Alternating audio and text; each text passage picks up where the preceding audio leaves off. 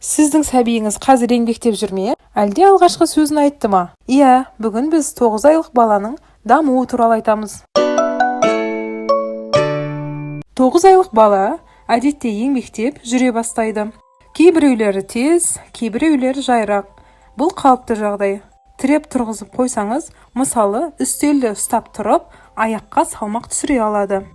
Саусақтары ұсақ заттарды ұстауға икемделіп, пинцет әдісі пайда болады, яғни екі саусақпен ұстайды.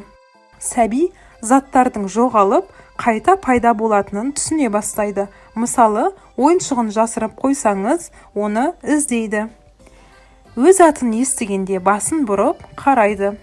Әке, ана сияқты алғашқы сөздерді айта бастауы мүмкін. Жаңа адамдардан ұялуы мүмкін. Бұл жасқа тән қалыпты құбылыс. Анасынан немесе әкесінен алыстаса жылайды. Бұл бала мен ата-ана арасындағы байланыс нығайғанын білдіреді. Жымиып, қол шапалақтап, сау бол деп қолын бұлғай алады. Допты домалатып ойнау қозғалысын дамытады.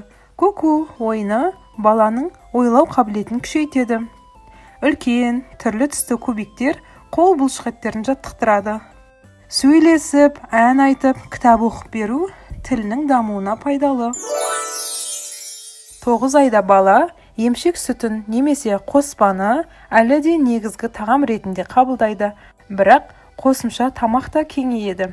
Пюреге қосымша ұсақ етіп езбе жасалған көкөністер, жемістер берсеңіз болады. Алма, алмұрт, банан, қайнатылған тауық, сиыр еті ұсақтап езіліп беріледі. Жармалар, күріш, қарақұмық ботқасы баланың ас мәзірін біртіндеп байта беріңіз, бірақ жаңа өнімді аз-аздан енгізіңіз. Баланы басқа балалармен араластырып үйретіңіз. Бұл әлеуметтік дамуына көмектеседі. Телефон, теледидар емес, сіздің сөзіңіз бен күлкіңіз ең үлкен дамытушы құрал. Үйде қауіпті заттарды, мысалы розетка, өткір бұйым, дәрі-дәрмек сияқтыларды міндетті түрде баладан алыс ұстаңыз.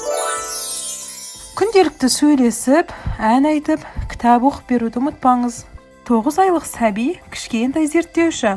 Оның дамуы әр балада әртүрлі. Сондықтан асықпай, әр жетістігіне қуаныңыз.